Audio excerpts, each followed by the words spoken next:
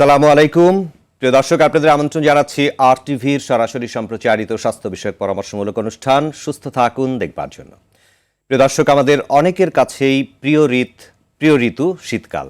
আমরা শীতকালীন জীবনযাপন, খাবার দাবার, পোশাক পরিচ্ছদ ইত্যাদির পাশাপাশি যে বিষয়টির প্রতি আমাদের সচেতন থাকতে হয় তা হলো শীতকালীন রোগ। বিশেষ করে শিশুরা বেশ কিছু শীতকালীন রোগ বা স্বাস্থ্য সমস্যায় আক্রান্ত হতে পারে। সে কারণেই আজকের অনুষ্ঠানে আমরা আলোচনা করব শীতকালে শিশুদের বিশেষ করে কোন কোন রোগ লক্ষণের প্রতি আমাদের গুরুত্ব দেওয়া উচিত এবং কখন আমাদের চিকিৎসকের কাছে অবশ্যই নিয়ে যাওয়া উচিত এবং কখন আমাদেরকে হাসপাতালে শিশুদেরকে ভর্তি করা উচিত। প্রিয় দর্শক, আপনারাও চাইলে আজকের এই বিষয়টি নিয়ে আমাদের সাথে আলোচনায় অংশগ্রহণ করতে পারবেন। আপনারা ফোন করুন স্ক্রিনে দেখানো নম্বরে এবং এই অনুষ্ঠানটি যদি পরবর্তীতে আপনারা দেখতে বা শুনতে চান সেক্ষেত্রে সার্চ করতে পারেন ইউটিউবে youtube.com/RTV লাইফস্টাইল এই ঠিকানায়। দর্শক, আজকের গুরুত্বপূর্ণ আলোচনায় আমাদের সাথে যুক্ত হয়েছেন শিশু রোগ বিশেষজ্ঞ ডাক্তার আল মুক্তাফি সাদি, জুনিয়র কনসালটেন্ট পেডিয়াট্রিক ও নিওনাটোলজি বিভাগ, বাংলাদেশ মেডিকেল কলেজ হাসপাতাল। আপনাকে স্বাগত জানাচ্ছি আমাদের আজকে। ধন্যবাদ, thank you very much. Thank you doctor Bayezid এবং thank you RTV for arranging this type of program. এই ধরনের অনুষ্ঠান আসলে আমাদের দরকার খুব জরুরি ভিত্তিতে, কারণ আমাদের পেশেন্টদের একটা বড় অংশ বুঝতেই পারে না যে আসলে তাহলে তাদেরকে কি করা উচিত, কোন রোগে আক্রান্ত হলে কখন কি করা উচিত বা কি কার শরণাপন্ন হওয়া উচিত, হসপিটাল আর ডক্টর, সেটাও তারা বুঝতে পারে না। আমরা সেই বিষয়গুলো নিয়ে আজকে আমরা কথা বলতে চাইছি। যেহেতু শিশুদের শীতকালীন রোগ, এই বিষয়টি নিয়ে আপনার কাছে আমরা আজকে জানবো। শিশুরা ইদানিং এই সময় কোন কোন রোগে বেশি আক্রান্ত হচ্ছে, কোন কোন রোগ লক্ষণ নিয়ে বেশি আক্রান্ত হচ্ছে, এই বিষয়টি প্রথমেই যদি একটু বলতেন। আচ্ছা, এটা এইজ বা বয়সের ভিত্তিতে রোগগুলো আসে। প্রথম 2 মাসের মধ্যে যে রোগগুলো আমরা পাই ছোট বাচ্চাদের জন্য, তাদের basically most of the them, সবগুলো রোগগুলোর মধ্যে 90% হচ্ছে নিউমোনিয়া। জি। আর 2 বছরের পরে যেগুলো পাই সেগুলো হচ্ছে ভাইরাল ইনফেকশন, যেটাকে আমরা ব্রঙ্কিওলাইটিস বলি, যেটা ইভেনচুয়ালি পরবর্তীতে গিয়ে একটা নিউমোনিয়াতে টার্ন আউট করতে পারে ডেফিনেটলি। এছাড়া যাদের প্রি এক্সিস্টিং আগে থেকেই অ্যাজমা বা শ্বাসকষ্ট রোগ জনিত রোগ রয়েছে, তাদেরটা অনেক বেশি বেড়ে যায়। এটা একটা আরেকটা রোগ। ভাইরাল ডায়রিয়া পাচ্ছি আমরা, রোটাভাইরাল ডায়রিয়াও আমরা বলি। রোটাভাইরাস দিয়ে যে ডায়রিয়াটা হয় সেটাও প্রচুর দেখা যাচ্ছে। আবার অনেক সময় আমরা একটা লিমেন টার্মস কোল্ড ডায়রিয়াও বলা হয় অনেক সময়, শীতকালীন ডায়রিয়া যেটা। আর এছাড়া জ্বরের থেকে যে খিঁচুনি, এই জিনিসটাও পাওয়া যাচ্ছে। তো এই 5টা রোগ বেসিক্যালি আমরা খুব বেশি পাচ্ছি। আপনি যে 5টি রোগের কথা আমাদেরকে বললেন, বিশেষ করে নিউমোনিয়া, ব্রঙ্কিওলাইটিস বা ফেব্রাইল কনভালশন, ডায়রিয়া, এছাড়াও যাদের অ্যাজমা বা হাঁপানির টান রয়েছে, যে সকল শিশুদের শ্বাসকষ্টে ভুগছে, এই 5টি বিষয় নিয়ে তাহলে আমরা আমাদের দর্শকদেরকে কিছুটা পরামর্শ আজকে দিতে চাই। আপনি প্রথমেই নিউমোনিয়ার কথা বলেছেন। অনেক রোগী, অনেক শিশুরা নিউমোনিয়া আক্রান্ত হচ্ছে এবং নিউমোনিয়ায় অনেক শিশু মৃত্যুবরণও করতে পারে, সে বিষয়েও আমরা জানি। কাজেই নিউমোনিয়ার লক্ষণগুলো কিভাবে প্রকাশ পায় এবং চিকিৎসা পদ্ধতি সম্পর্কে আমাকে কিছু জানাবেন। নিউমোনিয়া হচ্ছে ওয়ান অফ দ্য মৃত্যুঘাতী রোগ, কিলার ডিজিজের মধ্যে পড়বে ডেফিনেটলি। আন্ডার 5 বছরের নিচের শিশুদের এবং যারা একটু বয়স হয়ে গিয়েছেন 65 to 70 ইয়ার্স যারা, তারা এই 2 গ্রুপই নিউমোনিয়ার জন্য যথেষ্ট আশঙ্কাজনক একটা স্টেটে পড়েন। বাচ্চাদের ক্ষেত্রে এই রোগের লক্ষণ প্রথমে যেটা আসতে পারে সেটা হচ্ছে যে একটা কমন কোল্ড, সেটা খুব তাড়াতাড়ি বেড়ে গিয়ে সাথে জ্বর থাকবে। জ্বরটা খুব বেশি ইম্পর্ট্যান্ট। একটা কমন কোল্ডের সাথে যদি জ্বর থাকে তাহলে আমাদের চিন্তা করতে হবে যে এটা উড বি নিউমোনিয়া। আর আরেকটা ইম্পর্টেন্ট ফ্যাক্টর সেটা হচ্ছে যে শ্বাসকষ্টের ব্যাপারটা অনেক মাই বুঝতে পারেন না বা অনেক বাবাই বুঝতে পারেন না। যখন বোঝেন তখন সেটা অনেক বেশি দেরি হয়ে যায়। শ্বাসকষ্টের প্রাথমিক লক্ষণ হিসেবে আমি বলবো, একটা বাচ্চা ফিডিং বা খাবারটা ঠিকমতো খেতে পারবে না। সে বুকে দুধ খেলে সে বুকে দুধ ছেড়ে দেবে। সে যদি কোনো বাইরের ফর্মুলা ডিপেন্ডেন্ট হয় সেটাকেও কমিয়ে দিবে। তার ইউরিন আউটপুট কমে যাবে, প্রস্রাব কমে যাবে। এবং সবচেয়ে বড় ব্যাপার হচ্ছে যে দ্রুত শ্বাস প্রশ্বাসের গতি, যেটা হচ্ছে যে অনেকবার বলা হয়েছে যে দ্রুত শ্বাস প্রশ্বাসের গতি বয়স ভেদে প্রথম 1 মাসের জন্য 60 বারের বা তার অধিক, 2 মাসের জন্য 50 বারের অধিক, 3 মাসের জন্য 40 বারের অধিক। তো এটা তো বাসায় গুণে নেওয়াটা খুব ডিফিকাল্ট। যখন একটা বাবা মা দেখবেন যে তার বাচ্চা দ্রুত শ্বাস নিচ্ছে এবং তার দু সাইডের বুকের দু সাইডের খাঁচাটা, যেটা আমি খুব ক্লিয়ারলি বলি ইনফর্মাল ল্যাঙ্গুয়েজ, সেটা ঢুকে যাচ্ছে, যদি অল্প একটু ঢুকে তাকে সঙ্গে সঙ্গে হসপিটালে আসতে হবে, ডক্টরের শরণাপন্ন নিতে হবে, দরকার হলে ইমার্জেন্সিতে শরণাপন্ন নিতে হবে। ঢাকার বাইরে থাকলে উপজেলা স্বাস্থ্য কমপ্লেক্সে অবশ্যই বাচ্চাকে নিয়ে যেতে হবে, অবশ্যই, কোনোভাবেই দেরি করা যাবে না। তো নিউমোনিয়ার এই বেসিক্যালি লক্ষণ হচ্ছে জ্বর, শ্বাসকষ্ট, ঠান্ডা এবং খাবার কমে যাওয়া, খাওয়াটা ড্রাস্টিক্যালি কমে যাবে এবং তার সাথে প্রস্রাবও কমে যেতে পারে। আপনার কাছে নিউমোনিয়ার লক্ষণগুলো আমরা খুব চমৎকারভাবে শুনলাম। এই লক্ষণগুলো দেখা দিলেই আমাদেরকে চিন্তা করে নিতে হবে যে শিশু নিউমোনিয়া আক্রান্ত হয়েছে হয়তোবা, এবং সেই মুহূর্তে হাসপাতালে বা চিকিৎসকের কাছে অবশ্যই নিয়ে যাওয়া উচিত। চিকিৎসার ধরন সম্পর্কে যদি একটি ধারণা দিতেন, এখানে অ্যান্টিবায়োটিক ঔষধের প্রয়োজন আছে কিনা, বা এছাড়া আর কি কি ধরনের চিকিৎসা আপনারা করে থাকেন, খুব সংক্ষেপে একটু ধারণা। আচ্ছা, অ্যান্টিবায়োটিকের প্রয়োজন আছে। খুব ছোট বাচ্চা যদি হয়, 2 মাসের নিচে বাচ্চা হয়, তাহলে আমরা সাধারণত ওয়েট করি না। হ্যাঁ, ওয়েট করলে দেখা যাবে যে বাচ্চাটার রোগটা আরও বেশি বেড়ে যেতে পারে। সেক্ষেত্রে হয়তো আমরা ডেফিনেটলি একটা অ্যান্টিবায়োটিক সাপোর্টে রাখবো। কিন্তু মেইন জিনিস, প্রধান যে সাপোর্ট, সেগুলো হচ্ছে অক্সিজেন, সাকশন, কফগুলোকে বের করে দেওয়ার ব্যবস্থা করতে হবে, যেটা বাচ্চারা নিজেরা পারে না। সাকশন, অক্সিজেন এবং গরম রাখা বাচ্চাকে, হাইড্রেটেড এবং ফ্লুইড, মানে আইভি ফ্লুইড যদি আমরা দিই, শিরাপথে স্যালাইন দিলে বাচ্চাটা হাইড্রেশন যদি ঠিক থাকে তাহলে সে অনেকখানি এই বিপদ থেকে বেরিয়ে আসবে।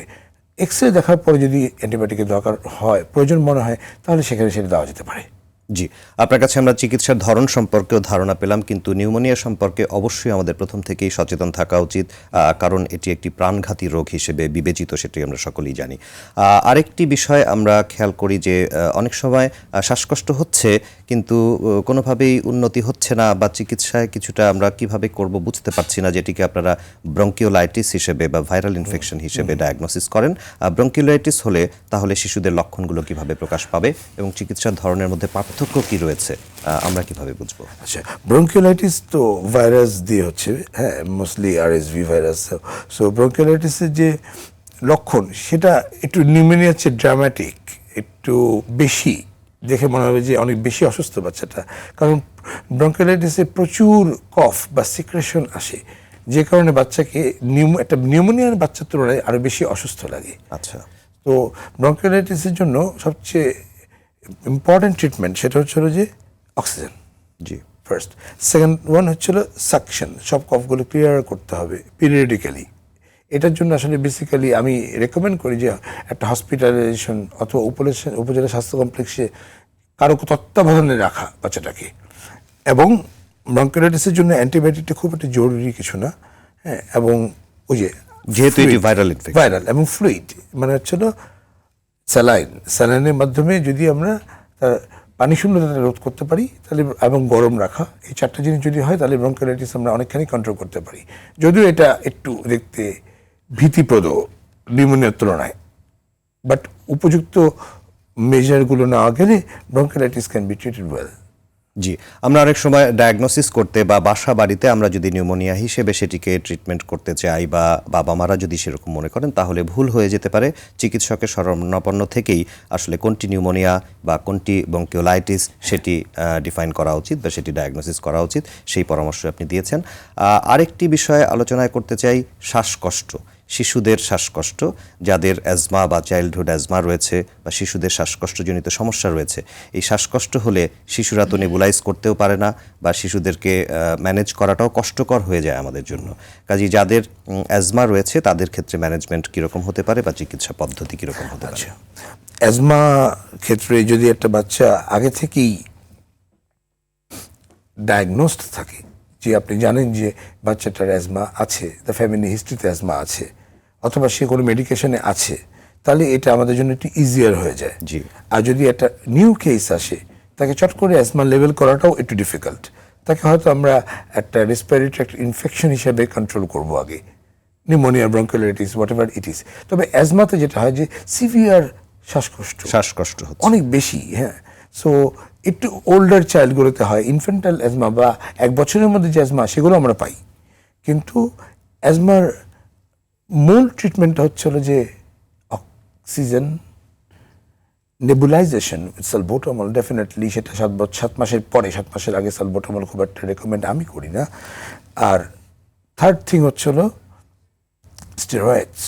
স্টেরয়েডসটা না দিলে আপনি ওর শ্বাসকষ্ট তো কমাতে পারবেন না, কারণ এটা হচ্ছে হলো ইনফ্ল্যামেটরি প্রসেস। মানে এটা রোগটা তো নিউমোনিয়াও না, রোগটা ব্রঙ্কিওলাইটিসও না।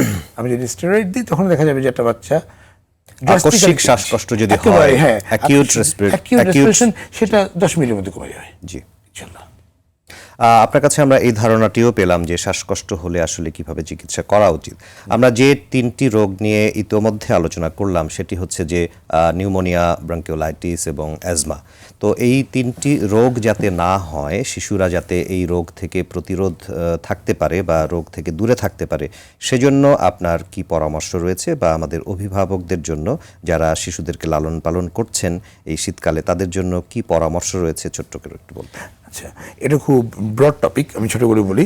সো আমরা যেটা দেখছি যে রিপিটেডলি, মানে বারবার একই রোগে আক্রান্ত হচ্ছে বাচ্চারা। নাকে পানি, all the same thing. So আমি পার্সোনালি এখানে খুব জোর দিব হাইজিন, ফ্যামিলি পরিষ্কার হাইজিন পরিচ্ছন্নতা এবং ফ্যামিলি এনভায়রনমেন্ট। আপনি কিভাবে বাচ্চাটাকে রাখছেন, এই জিনিসটা যদি আপনি মেনটেন না করতে পারেন তাহলে আপনার বাচ্চার রোগ হবেই।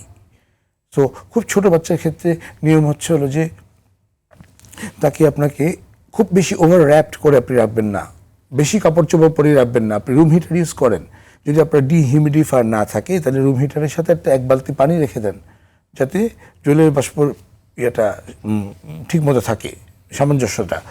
এবং বাচ্চাকে খুব বেশি 50টা কাপড় পরানোর কোনো দরকার নেই। আমি সরি টু সে, আমি দেখি তো এই জন্য বলি। হ্যাঁ, আপনি সুন্দর করে দুটো কাপড় পরিয়ে রেখে দেন, তাকে মাসাজ করবেন, তাহলে তার ব্লাড সার্কুলেশন বাড়বে। তখন ব্লাড সার্কুলেশন বাড়লে তার ঠান্ডাটা কমে আসবে। এগুলো হচ্ছে home remedy before you come to a doctor. আর তেল, কোনো রকম বয়েলকে ইন্ট্রোডিউস বা এনকারেজ করা হয় না, সেটা সরিষার তেল হোক বা অলিভ অয়েল হোক, কোনো কিছুই আমরা এনকারেজ করি না অ্যাট দিস মোমেন্ট। এবং বড় বাচ্চাদের ক্ষেত্রে যেটা ইম্পর্টেন্ট সেটা হচ্ছে যে যখন একটা বাচ্চা বাইরে যাবে, আমি সবসময় বলি যে আপনি বাচ্চাকে যদি ঠান্ডা থেকে প্রিভেন্ট করতে চান, it's better to cover their nose and the ear. এই দুটোর জন্য আপনি যদি কভার করে রাখতে নাক পারেন, এবং কান ঢেকে রাখার পরামর্শ। আপনার চেস্টের জন্য অনেকগুলো কাপড়, অনেকগুলো জ্যাকেট পরা দরকার নেই। আর ওই যে হাইজিন, আমরা অনেক সময় খেয়াল করি যে আসলে আমরা যেহেতু যত্ন করি, আমরা অনেক সময় অতিরিক্ত কাপড় চোপড় পরিয়ে রাখি শিশুদের, সেটি আরেক সময় ক্ষতির কারণও হতে পারে, সেটি আপনি বলতে চাইছেন। কারণ অনেক বেশি সোয়েটিং হয়, শিশুরা ডিসকমফোর্ট ফিল করতে পারে। প্রয়োজনীয় যতটুকু শীতের বস্ত্র আমাদের দরকার সেটি অবশ্যই পরতে হবে। একজন দর্শক আমাদের সাথে কথা বলতে চাইছেন, দর্শকের সাথে কথা বলবো। হ্যালো দর্শক, আসসালামু আলাইকুম, আপনার নাম বলে প্রশ্নটি করবেন। আমি মোহাম্মদ সাইফুল ইসলাম, মাগুরা থেকে বলছিলাম। জি বলুন, আমরা শুনছি। আমি স্যারের সাথে একটু কথা বলতে চাই। জি বলুন। এটা হচ্ছে আমার নাতির বয়স 31 দিন। ও ঘন ঘন ওই দুধ খাওয়ার সাথে সাথেই বমি করে, প্রচুর পরিমাণে বমি করে। আর সমস্যা হচ্ছে আপনার ওই নাভিটা পড়ছে হলো 19 দিনে। জি। তারপরে আপনার এখন মেয়েটা খুব কান্নাকাটি করে, প্রচুর কান্নাকাটি করে, ঘুম আসে না। কোলে ঘুমায় কিন্তু বিছনায় দিলে ঘুমায় না। জি দর্শক, আপনাকে ধন্যবাদ। এই বিষয়টি নিয়ে আমরা কথা বলছি। 31 দিন বয়স যে বাচ্চার, যে শিশুটির, সে কমন কিছু প্রবলেম নিয়ে তিনি কথা বলেছেন আসলে, যে বারবার বুকের দুধ খেতে বমি করছে বা কান্নাকাটি বেশি করছে। এই দুটো সমস্যার জন্য কি করা যায়? এটা খুব কমন জিনিস, আমরা এটাকে বলি যে গ্যাস্ট্রোএসোফেজিয়াল রিফ্লাক্স ডিসঅর্ডার। আপনি বাচ্চাকে যখন খাওয়াবেন, খাওয়ানোর পরে একটু গ্যাপ দিবেন বা ঢেকুর তোলাতে হবে আপনাকে, বার্প আপ। ঢেকুর তোলানো যদি আপনি শিখতে পারেন তাহলে অধিকাংশ বাচ্চাই আর বমি করে না, যদি না তার অন্য কোনো রোগ থাকে। জি। খাওয়ানোর পরে আপনি তাকে 10 থেকে 15 মিনিট উঁচু করে রেখে দেবেন, ঢেকুর তোলাবেন, তাহলে দেখবেন যে সাধারণত সে বমি করবে না। নাক পরিষ্কার রাখবেন, নাক পরিষ্কার করার জন্য যে নর্মাল স্যালাইন পাওয়া যায় সেই ড্রপটা দিলেই এনাফ, যথেষ্ট। ও নাক পরিষ্কার রাখলে সে দেখবেন যে সে শুতে পারবে বিছানায়। আর যদি এরপরেও দেখেন যে সে শুতে পারছে না, বা তখন আপনি অবশ্যই একজন ডক্টরের সাথে কনসাল্ট করেন। অনেক সময় প্রি নিউমোনিক স্টেজ দিয়েও বাচ্চারা শুতে পারে না, শুলেই তাদের শ্বাসকষ্ট হয়। জি, Thank you. শ্বাসকষ্ট রয়েছে কিনা সেটি আসলে পরীক্ষা করে দেখা দরকার, আপনি যেটি বলেছেন। এবং যেহেতু সে বমি করছে সেহেতু সেই প্রক্রিয়াটি শিখে নিতে হবে শিশুর অভিভাবককে, যে শিশুকে কিভাবে ঢেকুর তোলানো যায়, আমরা ঘাড়ে কিভাবে শিশুকে ধরি এবং তাকে একটু চাপ দিয়ে কিভাবে করি, সেটি করতে গিয়ে যাতে আবার শিশু অসুস্থ না হয় সেটিও আমাদের খেয়াল করতে হবে। কাজেই অভিভাবককে এই বিষয়টি শিখিয়ে নেওয়ার পরামর্শ দিয়েছেন। এবং নর্সল নেজাল ড্রপ দিয়ে যদি আমরা নাকটি পরিষ্কার করতে পারি যাতে নাকের মধ্যে কোনো কিছু আটকে না থাকে যে কারণে তার শ্বাসকষ্ট হচ্ছে, সেই বিষয়টিও আপনি দেখবার জন্য বলেছেন। আমরা ছোট্ট একটি বিরতিতে যাব, বিরতির পরে এসে আমরা শিশুদের শীতকালীন রোগ সম্পর্কে আবারও কিছু আলোচনা করব। প্রিয় দর্শক, সুস্থ থাকুন অনুষ্ঠানের এই পর্যায়ে আমরা খুব সংক্ষিপ্ত সময়ের একটি বিরতিতে যাচ্ছি, কিছুক্ষণের মধ্যে ফিরব, সঙ্গেই থাকবেন।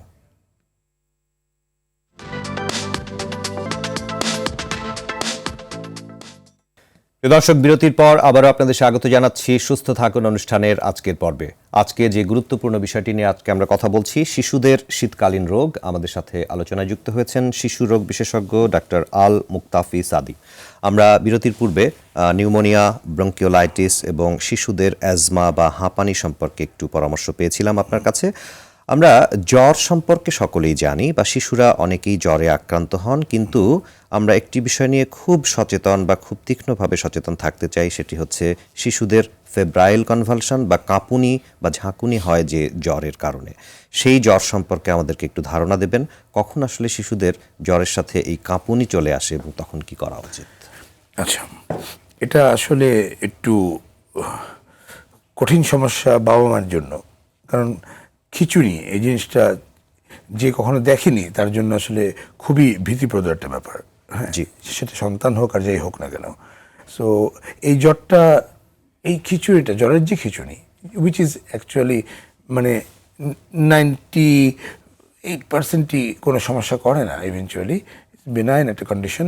বাট এটা হতে পারে হচ্ছে হলো আমরা বলি যে 10 মাস থেকে 18 মাস পর্যন্ত যে সময়টা, এটা এই টাইমের মধ্যে বেশি হয়। 1.5 বছরের সময় হচ্ছে পিকেস্ট আওয়ার। এবং আরেকটা ফ্যাক্টর ইম্পর্ট্যান্ট, যদি বাবা মার ছোটোবেলায় থেকে থাকে, সো হিস্ট্রি নেওয়ার সময় আমরা অবশ্যই জিজ্ঞেস করি যে বাবা মার কারো ছোটোবেলায় হয়েছে কিনা, বা কাজিনদেরও কারো হয়েছে না কিনা। মোস্ট অফ দ্য কেসের পজিটিভ পাই আমি। তো এই খিচুড়িটা ইউজুয়ালি বলা হয় যে it happens in the height of the fever. অনেক বেশি জ্বর যখন থাকে তখন হয় 103, 104 ডিগ্রি ফারেনহাইট, ঠিক আছে। বাট আমি এরকম দেখেছি যে জ্বর উঠছে 100, 101 এর মধ্যেও হয়ে যেতে পারে। তো খিচুড়িটা হয়ে গেলে কি করণীয়, সেটা খুব ইম্পর্ট্যান্ট ব্যাপার। জি। একটা বাচ্চা যখন খিচুড়ি শুরু হবে, সাধারণত এই জ্বরের খিচুড়িগুলো সর্বোচ্চ 15 মিনিট থাকতে পারে। আচ্ছা। আবার 1 মিনিটও থাকতে পারে, 50 সেকেন্ডও থাকতে পারে, আবার 10 মিনিটও থাকতে পারে, ডিপেন্ডস। বাট খিচুড়ি শুরু হলে আপনি বাচ্চাটাকে সবাই মিলে কোলে নেবেন না, বাচ্চাটাকে শুয়ে দেবেন। শুয়ে দিয়ে একটা কাত করে দিতে হবে, বাম কাত করে দিতে হবে। কারণ তার মুখ থেকে প্রচুর ফ্রদি সিক্রেশন, অনেক ফেনা বেরোবে, লালা বেরোবে। এগুলো যদি সে গিলে ফেলে তাহলে সেটা প্রবলেম ক্রিয়েট করবে। তো এক সাইডে শুয়ে দিলে তার লালা বের হলেও সেটা পড়ে যাবে। কাপড় চোপড় থাকলে সেগুলোকে লুজ করে দিতে হবে, কোনো টাইট ড্রেস পরানো যাবে না, ফ্রি রাখতে হবে। এই সময় অনেক বাচ্চা টয়লেট করে ফেলতে পারে, প্রস্রাব করে ফেলতে পারে, এবং সবাই মিলে ধরে রাখবে না, বাচ্চাটাকে ছেড়ে দেবে, ওয়েট করবে। সাধারণত নিজে নিজেই এই জিনিসটা কমে যায়। যদি দেখা যাচ্ছে যে না, একটা বাচ্চা 5 মিনিট হয়ে যাচ্ছে, কমছে না, you have to rush the baby to the emergency. But আমি কখনোই সাজেস্ট করি না একটা বাচ্চার খিচুড়ি হওয়ার সঙ্গে সঙ্গে আপনি রাস্তায় বেরিয়ে যাবেন। সেটা অনেক সময় সম্ভব সেটা সম্ভব হয় না, এবং বের হয়ে গেলে আপনি আসলে দেখা যাবে যে আপনি একটা প্রবলেমের মধ্যে পড়ে যেতে পারেন। 5 মিনিট ওয়েট করেন। এবং আমার এক্সপিরিয়েন্স থেকে আমি দেখেছি, এটা প্রচুর মানুষও করে থাকে, একটু মাথায় যদি পানি ঢেলে দেওয়া যায়, বাচ্চাটা খিচুড়ি কমে যায়। তবে খিঁচুনির বিষয়টিকে আমাদের সকলেরই নজরে রাখতে হবে এবং খিঁচুনি আমরা অনেক সময় বুঝতে পারি না যে শিশুর আসলে খিঁচুনি হচ্ছে কিনা। আমরা খিঁচুনির লক্ষণগুলো অর্থাৎ শিশুর চোখ উল্টিয়ে যাওয়া বা হাত পায়ের মুভমেন্টের কিছু পরিবর্তন বা সারা শরীরের যে পরিবর্তন হচ্ছে খিঁচুনির সময়ে, এটি আমরা অনেক সময় বুঝতে পারি না, সেটি বোঝা উচিত। আমরা এই বিষয়টি নিয়ে শুনবো, একজন দর্শক আমাদের সাথে একটু কথা বলতে চাইছেন। জি দর্শক, আসসালামু আলাইকুম, আপনার নাম বলে প্রশ্নটি করুন। আসসালামু আলাইকুম। ওয়ালাইকুম সালাম, বলুন। আমার নাম আব্দুল মতিন, আমি রংপুর থেকে বলতেছি। জি বলুন। আমার টুইন বেবি, যমজ বাচ্চা, বয়স হলো 4.5 বছর। আচ্ছা। ঘুমানোর সময় মুখ হা করে ঘুমায়, নাক দিয়ে নিঃশ্বাস নিতে পারে না, জি। আর মুখে ফেনা বাইরে হয়। আচ্ছা, এই সমস্যাটি কতদিন ধরে আপনি লক্ষ্য করছেন? জন্মের পর থেকে এরকম। তো ডাক্তার দেখাইছি কয়েকবার, তো ইদানিং রিসেন্টলি ডাক্তার দেখাইছি, উনি বলতেছে যে নাকের টনসিল আছে নাকি, ওটা সমস্যা। আচ্ছা, তো এটা জি। অপারেশন করতে হবে। জি, আপনাকে এটাকে ধন্যবাদ ওষুধ দর্শক, দিয়ে আমরা বিষয়টি নিয়ে কথা বলছি। আপনাকে আপনার সমস্যাটি আমরা বুঝতে পেরেছি, আপনাকে ধন্যবাদ। 4.5 বছর বয়স টুইন বেবি অর্থাৎ যমজ বাচ্চা, যে সমস্যাটির কথা বললেন, হা করে ঘুমাচ্ছে। আমাদের বাংলাদেশের সবচেয়ে প্রিভেলিং প্রবলেম জি। এনলার্জড অ্যাডেনোটনসিলাইটিস বা এনলার্জ অ্যাডেনয়েড। এইটা অপারেশন করতে হবে কি করতে হবে না, এটা আসলে আপনার গ্রেডের উপর ডিপেন্ড করবে। আপনি যে ডক্টরের সাথে দেখিয়েছেন ওনার কাছে আবার যান, উনি যদি এক্সরে করে থাকেন সেই এক্সরে দেখে বলতে পারবেন। কারণ এটার গ্রেড যদি বেশি থাকে তাহলে বাচ্চা রাতে ঘুমাতে পারবে না, তার গ্রোথ হ্যাম্পার্ড হবে, তার আইকিউ হ্যাম্পার্ড হবে। সো এগুলো খুব বড় বড় সমস্যা। এই প্রবলেমগুলো যদি থেকে থাকে একটা বাচ্চার, তাহলে সেটা ফেলে দেওয়াটা বুদ্ধিমানের কাজ। এবং উনি চিকিৎসকের সাথে পরামর্শ করেছেন, চিকিৎসক তাকে পরামর্শ দিয়েছেন। যেহেতু উনি যেটা বলেছেন ঠিকই বলেছেন। আপনি আবার ওনার সাথে কথা বলে দেখেন যে কোন গ্রেডে আছে বা অপারেশন করার মতো পর্যায়ে আছে। অপারেশন করার মতো পর্যায়ে রয়েছে থাকলে সেটাকে ফেলে দেওয়াটা বুদ্ধিমানের কাজ। অপারেশন করে ফেলাটাই বুদ্ধিমানের কাজ, সেটি আপনি বলতে চাইছেন। কারণ লক্ষণগুলো কিছুটা মিলে যাচ্ছে। অ্যাডেনয়েড হতে পারে শিশুর ক্ষেত্রে এবং 4.5 বছর বয়সের সাথেও মিলে যাচ্ছে। কাজেই একজন নাক কান গলার বিশেষজ্ঞের সাথে তিনি এবং শিশুরোগ বিশেষজ্ঞের সাথে তিনি অবশ্যই পরামর্শ করতে পারেন। আপনি যে কথাটি বলছিলেন যে খিঁচুনি, শিশুর যে খিঁচুনি হচ্ছে তার শারীরিক মুভমেন্ট দেখে অনেক সময় আমরা বুঝতে পারি না কিভাবে বুঝবো। দুই রকম খিঁচুনি আছে, একটা হচ্ছে জেনারেলাইজড, একটা হচ্ছে ফোকাল। আমরা আমাদের মেডিকেল টার্মে বলি। ইউজুয়ালি জ্বরের যে খিঁচুনি এগুলো জেনারেলাইজড হয়। হ্যাঁ, সো প্রথমে যেটা হতে পারে আপারস রোলিং, চোখটা উল্টে গেল, চোখ উপরে উঠে আছে। এবং সবচেয়ে ইম্পর্টেন্ট পার্ট আমরা যেটা জিজ্ঞেস করি, আপনার বাচ্চাকে রেসপন্স করছে, মা ডাকলে তো সাধারণত বাচ্চা রেসপন্স করে, মা ডাকছে বাট নট রেসপন্ডিং, সেই চোখ উল্টে আছে অথবা একদিকে তাকিয়ে আছে, সিম্পল একটা একদিকে একটা স্টিয়ার্ড গেজ আছে। আর এছাড়া যেটা হয়তো পারে সেটা হচ্ছে এই ধরনের একটা ঝাঁকুনি, জি, হাতের এ ধরনের ঝাঁকুনি, মুখ দিয়ে ফেনা আসা। তো 4টা জিনিস বেসিক্যালি। একটা হচ্ছে যে চোখ উল্টে যাওয়া, চোখের মনিটা উপরে উঠে যাওয়া, রেসপন্স না করা, মা ডাকলেও সাড়া না দেওয়া। তারপরে হচ্ছে যে শরীরের ঝাঁকুনি, সেই ঝাঁকুনিটা পায়ে হতে পারে, হাতে হতে পারে, মুখও বেঁকে যেতে পারে। এবং আর ইনকন্টিনেন্স অফ ইউরিন, মানে হচ্ছে প্রস্রাব পায়খানা করে দিতে পারে। এটা হচ্ছে এই 4টা কার্ডিনাল ফিচার্স আমরা পাই একটা। এরকম 4 ধরনের ফিচার বা বৈশিষ্ট্য যদি আমরা দেখি তাহলে বুঝতে হবে, একটি দেখলেও আমরা বুঝতে পারবো যে খিঁচুনি হচ্ছে এবং তখন ইমিডিয়েটলি বা তাৎক্ষণিকভাবে ব্যবস্থা গ্রহণ করা উচিত। সাধারণত এই সকল খিঁচুনির ক্ষেত্রে আপনারা কি ধরনের ঔষধ ব্যবহার করে থাকেন বা বাসায় অভিভাবকদেরকে কি ধরনের ঔষধ ব্যবহার করার পরামর্শ? আমরা সাধারণত এই খিঁচুনি বন্ধ করার জন্য আমাদেরকে ডায়াজেপাম ইউজ করতে হয়, যেটা সাপোজিটরিজ ফর্মে পাওয়া যায়, যেটা আমরা বাচ্চাটা খিঁচুনি হলে আমরা তাকে পায়ে পথে দিয়ে দিতে পারি, দিয়ে একটু ধরে রেখে দিতে পারি যাতে না বের হয়ে যায়, তাহলে খিঁচুনি কমে যায়। এখন অনেক সময় পাওয়া যাচ্ছে না, যার বাসায় আছে তার কাছে নেই, সেক্ষেত্রে ওই তো একটা চিকিৎসা আছে, সেটা হচ্ছে মাথায় পানি দেওয়া। আর অপশনস নাই, এছাড়া তাদের আপনি ডাক্তারের কাছে নিতে হবে, হাসপাতালে নিতে হবে, অবশ্যই চিকিৎসকের কাছে বা হাসপাতালে নিতে হবে। অবশ্যই এই ডায়াজেপামটা পারডেক্টালি অ্যাডমিনিস্টার করবে, বায়ুপথে ডায়াজেপাম দিতে হয়, শিরাপথে না। আপনাকে অনেক ধন্যবাদ। আমরা আজকের আলোচনা শেষ করছি। শিশুদের যে সকল রোগ আসলে শীতকালে হয়ে থাকে সেই বিষয়ে আপনার কাছ থেকে আমরা পরামর্শ পেলাম। দর্শকরা নিশ্চয়ই উপকৃত হবেন। অনেক ধন্যবাদ আপনাকে। ধন্যবাদ, thank you very much. Thank you. আসসালামু প্রিয় দর্শক, এতক্ষণ আমরা শিশুদের শীতকালীন রোগ সম্পর্কে আলোচনা করেছি। কিছু কিছু রোগ লক্ষণ যেগুলি সম্পর্কে আসলে আমরা যারা সন্তান লালন পালন করছি তাদের অবশ্যই জানতে হবে, কারণ এই রোগ লক্ষণগুলো সম্পর্কে যদি আমরা না জানি তাহলে আমাদের অজান্তেই অনেক ক্ষতি হয়ে যেতে পারে। আমরা অবশ্যই সচেতন থাকব শিশুদের শীতকালীন রোগ সম্পর্কে।